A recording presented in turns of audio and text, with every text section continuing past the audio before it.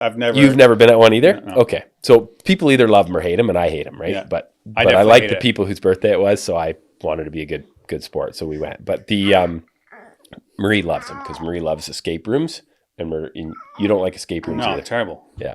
Like, what do you do? Like, there's no point. no, just expend your And then you have energy. to work with expend somebody on figuring out a problem. Yeah, But with they're your already- wife, which is difficult. I just rather just delegate it. Be like, you figure it out. I'll watch. Let me know what the answer is. Let me know how to get out of this place. So murder mystery is basically where there's like a whole story, and then there's a murder that happens. Yeah. A fictitious one. Yeah. Unfortunately, so it's not quite as serious as Yeah. it could be. It could be a lot more real, but it's a fictitious one. And the person writes a whole You should story. make it way more real. Well, it was interesting because the last one we went to was not based on like real characters. Like it was something that they had made up. Okay. And it was like a whole scene and they described it really well. And there it was easier to play the part because in this case, everyone knew what The Office was except me. Okay. Other people weren't super knowledgeable either. Yeah. But it was just this like, before, then you could just kind of make up your character. And like, I was a bad guy in the other one and I did bring a gun, right? And it was in somebody's backyard in town and it was entertaining, right? Like the neighbors are watching and people are getting all worked up. But it's just like the idea of playing a character, basically there's a murder that happens, right? In this, and then you have to try solve who actually committed the murder by asking questions. So and all night you're doing this, you're hanging out, eating you're food. communicating, you're having food, you're asking questions, and you can tell the people that are into it and are good at it, right? Like Marie's running around asking all these pointed questions and like really, got a pretty good clue on the story. Yeah, and understands the story. Me, I'm just sitting there really confused. You're told to have a mission. You're like, I've been told to do something. I'm going to do something else. That's right. Ollie, is this podcast over? Are we done? Are we done, Ollie?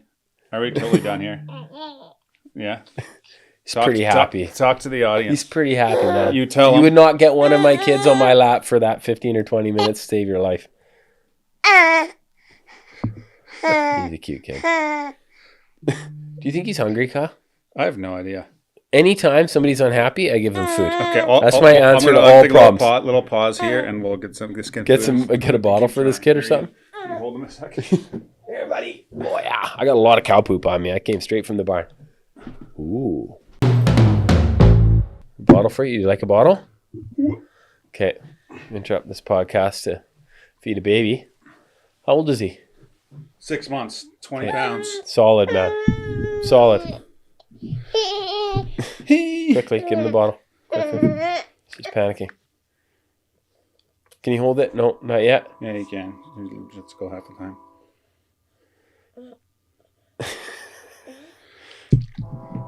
Can you look at my notes? Because there was one thing I want to talk about. Oh, I had other stuff too. Okay, what do you have? What did you have in your notes that you want to talk about? It's been on the notes for a while. So you ever heard the book Around the Wicket Gate by Charles Spurgeon? No. Well, I've heard of it, but I've never read it. So it's a great book, especially for people that come from Dutch Reformed backgrounds that are struggling with assurance, because it's talks about people that only know about Jesus Christ, I think is the subtitle, and struggle with assurance and hyper-Calvinism and things like that. And so I've always been pretty passionate about this topic. I really, I thought I was going to be an NRC pastor when I was 21. Instead, I became a cheater. Okay. Because God showed me, got through my hard head, hey, buddy, you need me. I don't need you. Yeah.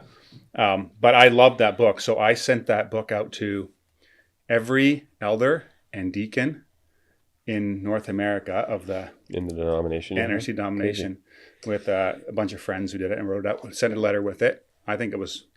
I tried to be really respectful in the letter and not controversial and stuff like that. Which you were 21, so probably wasn't. I was a little older, I think, at the time. Wasn't. I was probably 28, 27 at the time. Okay. Maybe a little younger, whatever. I mean, my standard of what respectful is probably not the same standard for other people. But your edge is coming off. I'll give you credit. My edge is coming off too, slowly. It's a journey. Yeah, I thought I'd share that story on here. But we got some pretty good feedback. We didn't put our email on the address, so we just got some letters back, and some people got a hold of me and appreciated it. One church, though, sent a letter back, said, please don't ever do that again. Don't send us stuff. No. Consistory send them. So, but would they be opposed to that? They wouldn't be opposed to Spurgeon, would they?